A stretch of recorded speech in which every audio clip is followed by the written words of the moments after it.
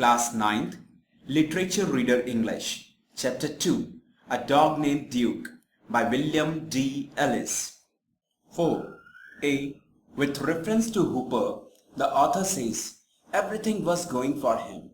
What does it imply? 1. He had everything that a man aspires for. Number 2. People admired him. 3. He did what he wanted. 4. He was capable of playing games. Answer. 1. He had everything that a man aspires for.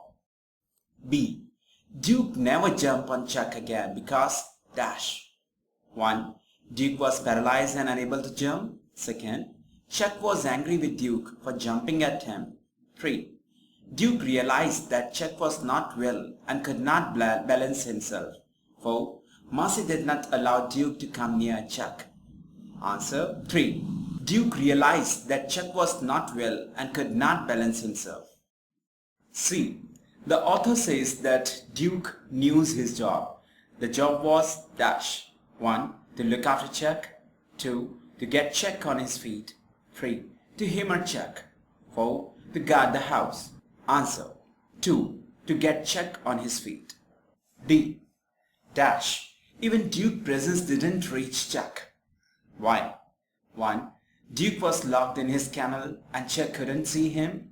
2. Duke hid himself behind the bedpost. 3. Duke had come to know that Hooper was not well.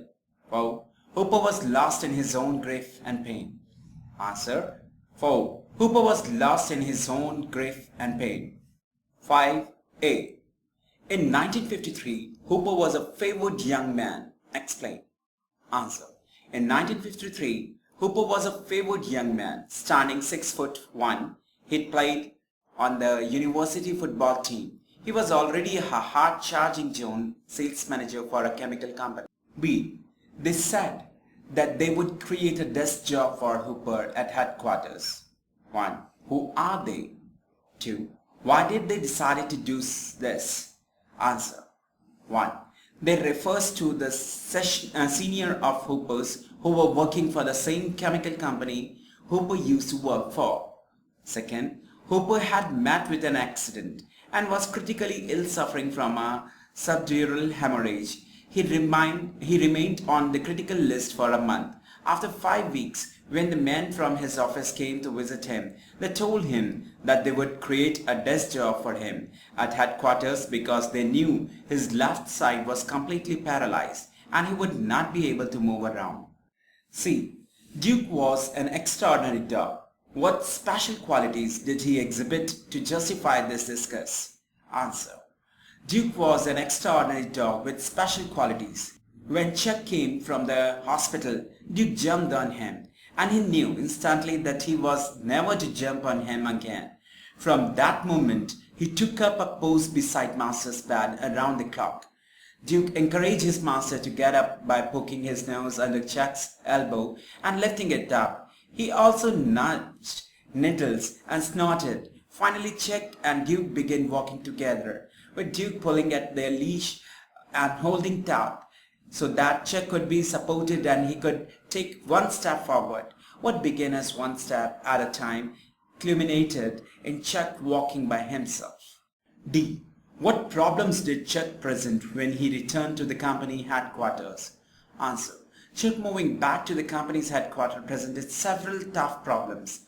Looking at the way he had fought to get back to his normal life, no one had the heart to tell him that he would not be able to handle his old job. Yet it was impossible to work as a salesman if you can't move about and can work for just 1 hour in a day.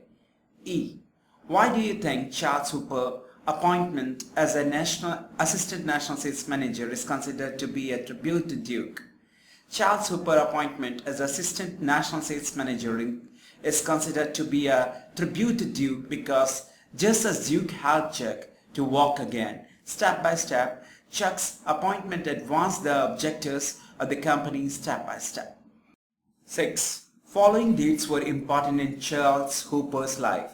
In some way, complete the table by relating the descriptions with the correct dates: January 4, March 1, June 1, October 12. Descriptions: News spread that Hooper and Duke had made it to an instructions. Hooper walked independently from the clinic to the branch office.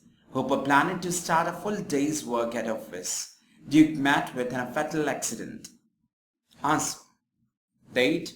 Description. June 1.